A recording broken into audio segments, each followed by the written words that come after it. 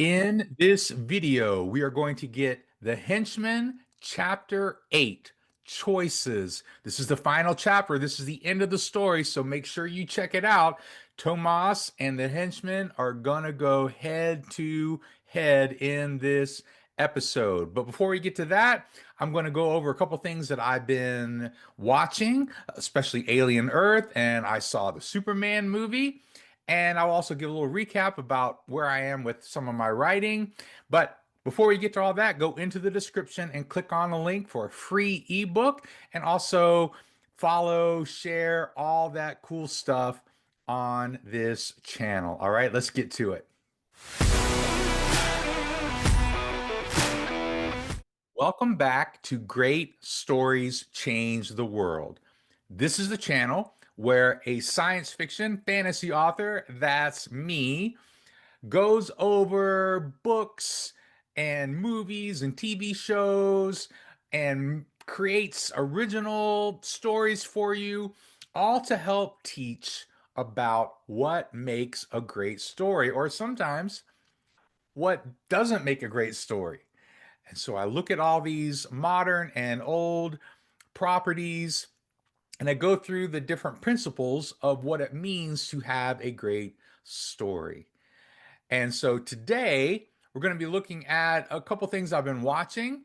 But first, I want to kind of admit that I've been absent for a while. So for those few of you who might have been waiting for the final chapter of The Henchman, here you go. Now, I'm going to explain why it kind of took me a while to get here.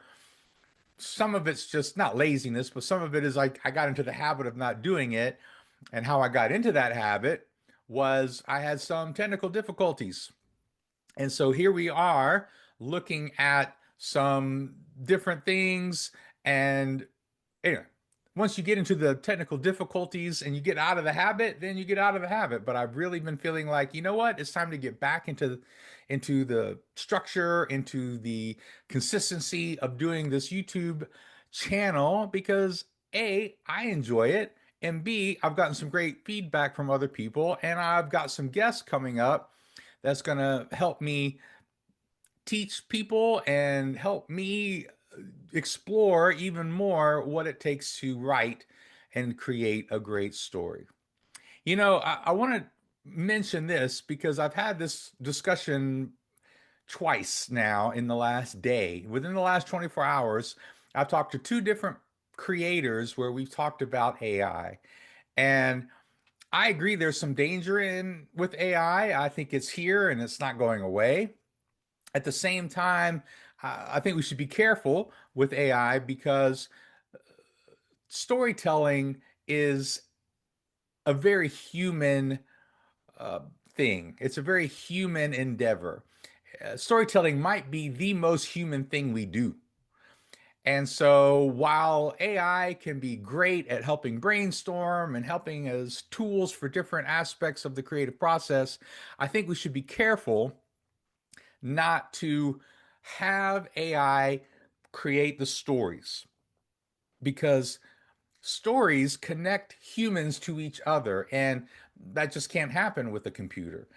Now, it can kind of fake it, and it might even do some fun things, but when you're really looking at it, storytelling is a very human endeavor, and I hope that that never goes away. It would really make me sad if we get too far into the AI creating content as far as creating stories. And I know it's already happening. And I know there's a lot of books, at least there used to be, a lot of books on Amazon that were just all generated by AI.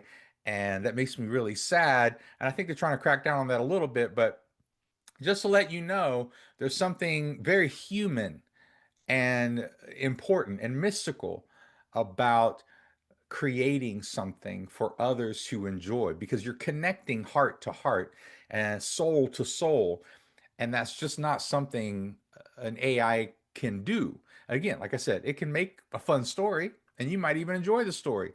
But I think we need to get closer to other people and our neighbors instead of farther away. And as great as computers and technology can be, we should be careful not to create more distance between other people in the world, right? Because then we get isolated, and that leads to more anxiety and depression, and that's what we're seeing in our world. So we need to combat that and be diligent about returning to having real connection with other people. All right. So let's get into some of the things that I've been watching. So first of all, I went to see the movie Superman. I went with a friend of mine, and it was kind of for his birthday. And James Gunn directed, and it was definitely had that Guardians of the Galaxy element to it.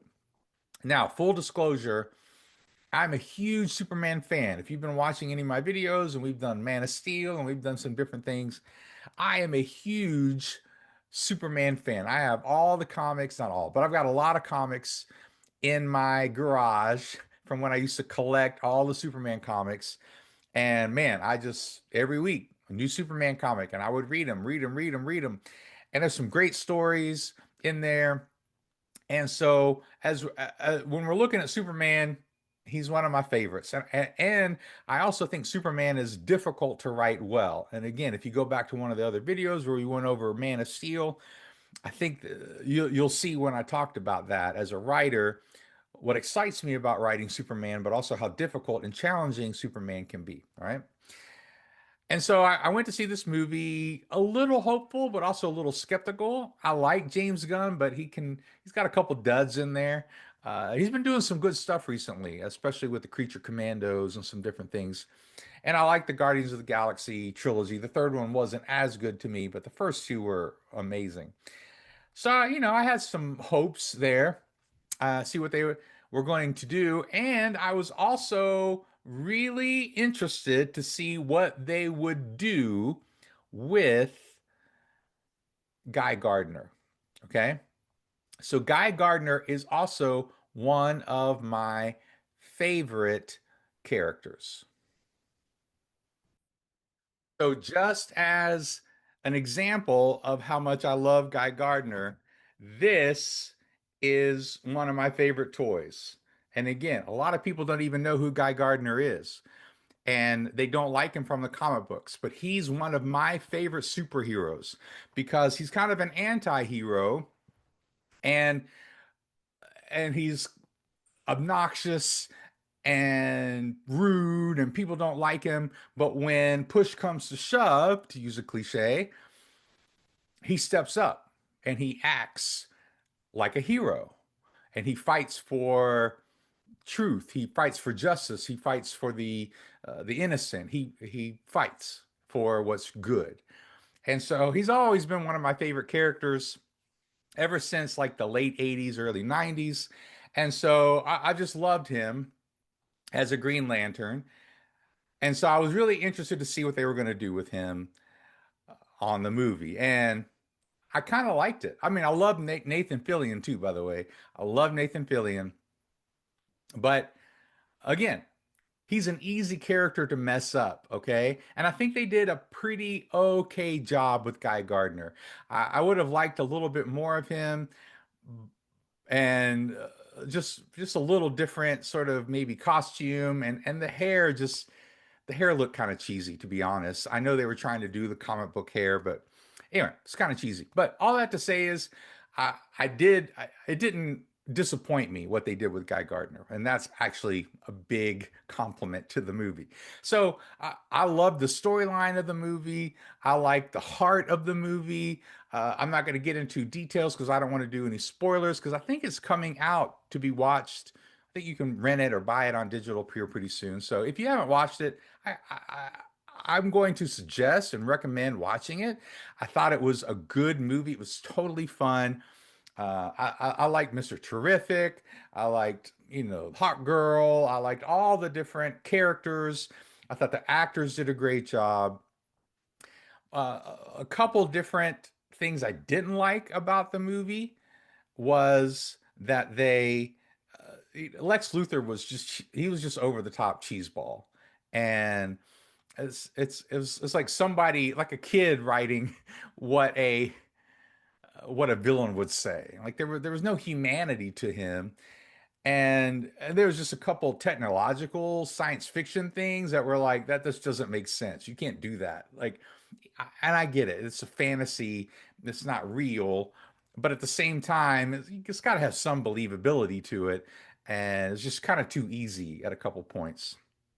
And so, but again, like I said, I love the heart of the movie about parents and being a real immigrant. That's kind of the theme of the story. What does it mean to come to a country or a planet in this case and and then be good for it and actually contribute to that country or planet. And I thought that was a good theme. And again, parenthood, fatherhood, and it just has some really cool stuff going on in it. So I really enjoyed it. Now, the other thing I've been watching that I wanted to talk about is Alien Earth. Now, I am a huge Alien fan as well. Now, I say huge. When I say I'm a huge Alien fan, I'm talking about the first movie, Alien, and the sequel, Aliens. Those are two of the best science fiction movies ever made. You can put them in your top 10 and you're not going to go wrong. They're just great movies. Now, they're different. One's more a horror movie, one's more an action movie, but they're both great movies. Some of the Alien sequels are kind of meh, and I mean, but I dig the Aliens versus Predator. I watch it. I think it's cool. So I'm watching on Hulu. I'm watching Alien Earth as well. And I kind of like it. There's been some cool stuff. It started out really cool. And I'm not getting into all the characters, but I do like the characters. I think they're fleshing out the characters more. I like the setup of some of the new things that they're doing. But I think it's getting a little slow. While the episode 5 or 6 that was pretty awesome, by the way. It was a great Aliens. Like they could have made that uh, an hour and a half, and it would have been an amazing Aliens movie. So, by the way, Alien Romulus was pretty good. It was pretty entertaining. It's pretty good as a so they're doing better with the Aliens movies and the Alien franchise. So, but at the same time, it kind of started off strong and action packed, and a ship crashed, and then there's intrigue, and you got to go save the guy, and then there's aliens, you got to fight them, and yada yada yada yada, right?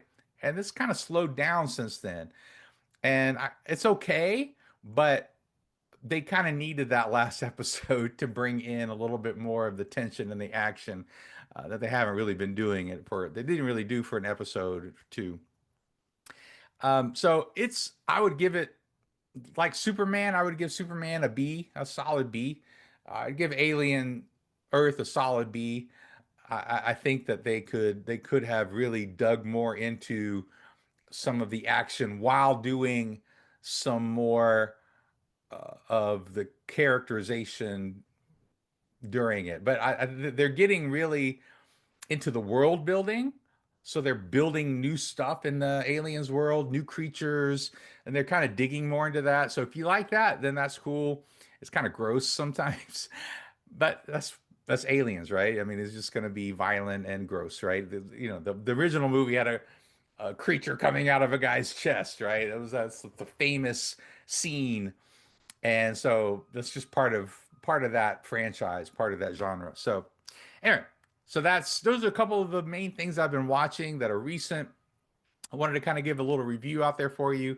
Now, for my writing, what's been going on with my writing is a couple months ago, so almost 2 months ago, I had a book come out, a children's book. Now, I know what you're saying.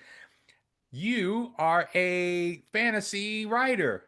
What were you doing with a children's book? Well, I'm not going to go all into it. If you follow me on Instagram or Facebook, you probably see some of the things that I've been posting about about the book, and I've told some stories some different on some different podcasts, and I'll be on some other podcasts for children's books. But yes, this is odd for me. I'm not a normal children's book author, but this was connected to a family that went to my church. 12, 13 years ago. And there's an inspirational story that and some awareness for Crohn's disease that we wanted to bring out. And so I wrote this book about friendship, and I wrote this book for kids to show them how to be friends with someone with a chronic illness. Okay, so this book has come out. It's sold okay, so check it out. I mean, I would love for you to buy some copies, but it's gotten some great reviews. It's won some great awards, and it's really been pretty cool. So check it out if you will, and just kind of get into it there. So I'm going to be continuing to market that book, push that book a little bit, and like I said, in some podcasts and some other events and stuff that I'll be doing over the next few months through Christmas at least. And the other thing I've been doing is I've been writing. I just finished the rough draft for Caleb Book 3. I'm calling it Thunderborn. So as part of my books, as part of the Eris world of fantasy that I have these novellas, a series of novellas about Caleb and his adventures and training as he's a young man to become a master swordsman. And people really like him. And so I've been trying to do one a year. I might try to do two next year, depending on how it goes. But I just finished that rough draft, so it's out to some beta readers, and I'm going to have it. And after they get some feedback, give me some feedback, I'm going to edit it, revise it, and have it edited, and get a book cover, slap a cover on it, and put it out there for you. Hopefully by November, I'm going to have it out for everybody. Okay. But I really like it. It's a little longer. It's still a novella, but it's a little longer than the other ones. But I really think it's got a lot of a little bit of a setup that if you know the characters, you'll like it. I'm getting into some more characterization there in the beginning, and then it's just action, action, action. Okay, it's just a lot of cool stuff, man. A couple twists and turns for you. All right, so it's called Thunderborn, and I'm really excited about that. But now we're getting into the meat of the video where I am going to read Henchman Chapter 8, Choices. Now, to recap where we are, we have the henchman, Mr. Grym, has finally figured out. So if you haven't listened to any of the other episodes, video or watched any of the other videos where I go over where I read these chapters of the story. This is chapter 8. So if you don't want spoilers, kind of stop now and go back. But here we have in chapter 8, Mr. Grym has figured out that his boss has betrayed him, has really been behind all the problems and has been manipulating things behind the scenes and putting Mr. Grym in these situations to try to get rid of him. Okay, so now he's going to go confront this in this chapter. He's going to confront Mr. Tomas, Lord Tomas, his boss, because because there's a threat to Tomas's wife Zoe and her son Lucas, who might be Mr. Grym's son. So he's going to go try to save them. All right. So let's get into it. The Henchman, Chapter 8, The Choice. Walking down the main street of Landon, my energy continued to return. I got a couple strange looks from passerbys, mostly raised brows toward Thunderpaws on my shoulder. People rarely trained or tried to tame a grass fox. They could be hostile and overall annoying. The sun bore down on us. Thunderpaws took shade under my hat's wide brim. Soon, the large northern Digal palace loomed ahead. This time, no thugs waited outside. I strode through the quiet courtyard, reached the main door, and hesitated. Perhaps Tomas's other henchmen gathered on the other side. I could have entered by the secret ways, but Tomas knew those too. Nothing for it but to move forward. My hand hovered over Bone Wrecker. I opened the door and entered the palace. My eyes adjusted to the entry's dimmer light. I blinked a couple times. 50 or more thugs filled the room. Some sat at tables, others at the bar. A few stood against the far wall near the windows. I hesitated a few paces in the room. My hand stretched closer to Bonewrecker's handle. No one stood or moved. They all watched me, their eyes intense. A few had hands on their weapons. I began walking toward the main stairs. Every thug remained still. Tomas had told them to allow me to pass. While I released a relieved breath at not having to fight my way through 50 thugs, I wasn't sure anything easier awaited me. If Tomas wanted me to come face him, he had a plan, and that didn't bode well. But Zoe and Lucas's lives teetered on my action. They may already be dead, but I doubted it. Tomas wanted the confrontation, which meant he thought he would be the victor. I ascended the stairway. No assassins lurked in the shadows. I made it to the third floor. Once down the hall, I entered Tomas's parlor. The northern Dagalor sat a few meters away in a luxurious chair, his legs crossed. Upon noticing me, he took a sip of the whiskey in his hand. He bared his teeth at the alcohol in a smile or grimace, maybe both. He was alone, or so it seemed. Mr. Grym, Tomas said, please, do come in. I took a few steps forward, but stopped a few paces away. Tomas waved at the bottle of whiskey on a small table near him. A long, jeweled dagger lay next to the bottle. Would you care for a drink? No, my voice growled. Very well. How would you like to proceed? I narrowed my eyes. Where are they? Who? But he smirked. I remained quiet. I wasn't going to play his game. Well, more than I already had. I did grab Bonewrecker from my hip, but held it to the side. Thunderpaws hissed at him. Tomas held up a hand and chuckled. Very well, I understand. No need for violence. At least, not yet. He lowered his hand. But that is why you had such value to me. Your propensity to use that hammer. He took another sip. Also, why you were so easy to manipulate. My hand gripped the hammer until my fingers ached. Speaking of your Bonewrecker, Tomas said, let me thank you for taking care of Lord Hugo. He had been making subtle moves. Very smart of him, by the way. Nothing overt which would justify removing him. If I had acted, the minor lords would have rebelled, but you... well, it worked just as planned. I grunted. You killed your own bodyguards. Tomas nodded. Actually, Benizzo did. Of course, Benizzo had been part of it. With me gone, Tomas would need a new second in command. Who better than the one I had trained for the role? I shook my head. Where are they? The bodyguards? I had them buried yesterday. Enough.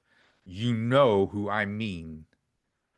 Tomas took one more sip of whiskey. He frowned. Very well. He raised his voice. Benizzo, join us, please.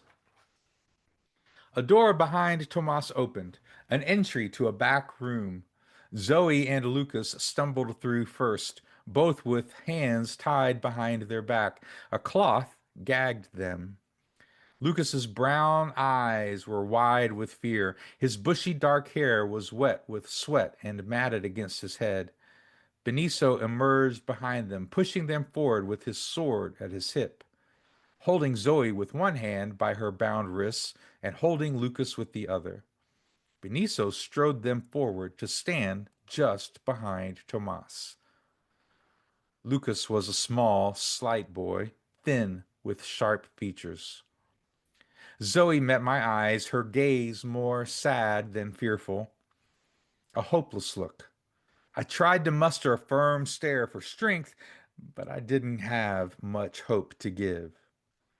Tomas set the glass down on the side table next to the bottle and the dagger. I must say, I am disappointed. You and my wife? I thought loyalty one of your virtues, necessary in such a job. Tomas gently, slowly picked up the dagger. My affair with Zoe had started innocently enough, as major mistakes often do. As Tomas's most trusted henchman, I spent more time with Zoe than he did. Over time, I saw how harshly he treated her, how he dismissed her, how she was but a thing he owned, like any fancy object. A few conversations between Zoe and me revealed her misery, and in my loneliness and stupidity, there were nights of passion. After a few months, it grew dangerous, and I ended it. But then she was pregnant and convinced the child was mine. Tomas stood from his chair and took Zoe from Benicio, pulling her forward with one hand and the dagger now in the other. How stupid. For both of you. I can replace a woman within a few ticks of time, and I'm young enough to still have a whole school of kids. Tomas wiggled a finger at me. You, however, will prove quite a loss. Not many in the world like you, Mr. Grym. I sniffed. Let them go, and I'll surrender. Benicio pulled his sword from its sheath and held the tip to Lucas's neck. Somehow, the boy's eyes bulged more. Tomas grinned. You're not in any position to negotiate. You release them, I said again. Swear you won't hurt them, and I'll freely give you my hammer. I won't fight you. You can do with me what you will. I believe that's already the case, Tomas said. Anyway, you know I can't let any of you live. Not now. I hunched my shoulders. Don't do this. It's already done, Mr. Grym. Both Tomas and Benicio moved at once. Tomas lifted his dagger to Zoe's throat. Benicio bent his arm enough to begin a thrust to Lucas's neck. In the old Fisher tales, I would have had a long drawn out battle with Benicio, my apprentice, and then Tomas, my master, having both innocent lives saved and winning in dramatic fashion. I could then live with Zoe and Lucas as a family. However, Fisher tales aren't real. I had a split tick of time to act, to choose, and I did. My right hand lifted and slung Bone Wrecker at Benizzo's face. My left hand extended, and Thunder Paws leapt from my shoulder to my palm. I launched the Grass Fox at Tomas. The hammer was a blur in the air, crossing the distance between me and Benizzo faster than any apprentice could react. To the boy's credit, Lucas already began to cringe and duck, and Bonewrecker sailed over the boy's head and slammed into Benizzo's face with a loud, wet sound. Benizzo went down, his feet flying out before him as he fell back, and since he still gripped Lucas's shoulder, he yanked the boy with him. Grass foxes don't fly as fast as a hammer. Although a little bigger than a rat, those ears drag in the air. Thunderpaws behaved just as trained, though. He spread his paws, extending the claws, and opened his jaw, showing teeth, while emitting a high-pitched screech. I leapt, following the grass fox. However, Tomas had enough time to drag the fine dagger across Zoe's throat, opening a line that immediately started to sprout blood. Zoe crumpled while Tomas turned to face the soaring thunderpaws. He swung his free hand and batted the animal aside. I ignored the painful squeak and descended upon Lord Tomas. I grabbed the wrist of the hand holding the dagger and I twisted. At the same time, I punched him in between the eyes. A loud smack echoed in the parlor. He cried out from his painful wrist, which I snapped in the next second. Blood began bursting from his nose. We went down together, and I allowed my full weight to land upon him. Tomas stopped his scream when all the breath escaped his lungs. Tomas released the dagger. It clattered to the floor, but not far away, close enough for me to grab. I lifted it by the jeweled handle and stabbed him in the eye. Tomas, my master, stopped moving, breathing, and living. I turned to Zoe, blood now gushing from her wound. The light had already left her eyes. I jumped over to Lucas, who was trying to wrestle away from Benizo's grip. Benizo lay flat on his back, his feet twitching with his face crushed in, as good as dead, but he had a hold of Lucas's shirt. With a heave, I lifted Lucas off Benizo and swept him into my arms. With Tomas's dagger, I cut the ropes binding the boy. Then I removed the gag from his mouth. I picked up my hammer, soaked with more blood. The boy sobbed, "Mama, Mama!" I turned him away from his mother and led him across the room to where Thunderpaws lay on his side. The animal shook his head and tried to rise on all fours. One of his legs was broken, but appeared otherwise well enough. We could tend to the wound later. 50 thugs waited downstairs. Who knew their instructions for the next time they saw me? Or Lucas? I put Thunderpaws in the leather vest's front pocket. He squeaked, but then quieted. I passed Zoe, leaning down to close her eyes gently and say a silent goodbye. The boy wept and reached out for his dead mother.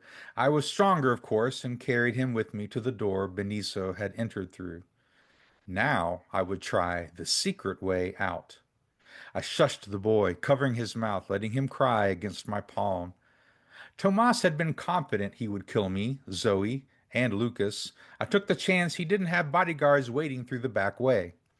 I was correct. We made it to the alley behind the palace, a hidden area. No one there either. I ran, the boy running with me, and we made it to the winding streets of Landon. The thugs would soon discover Tomas and Benizo dead, and Zoe. They would blame me for all 3 deaths. And they would be right. But Tomas's death would leave a power vacuum over the northern Daigal. Other lords would be angling for power, fighting each other. With the northern Daigal weakened and in chaos, the southern Daigal might make a play for the territory. Or the elves might move forward. I needed to hide, recover, heal. Then I had to decide how to use the coming chaos to my advantage. The end. All right, that's it. The Henchman story is over, at least part 1. Yes, I am going to write more with Mr. Grym. I like him. I like where the story's going. So I'm going to do something with this in the future. I'm not sure what quite yet, but I'm going to do something. So you let me know what you thought of chapter 8 and the conclusion to the story and put it in the comments. Write some comments. Let me know what you thought of the story and where you think maybe the story should go from here. And remember to subscribe, follow, whatever you want to call it, this YouTube channel, and share it with others. All right. So until next time, peace.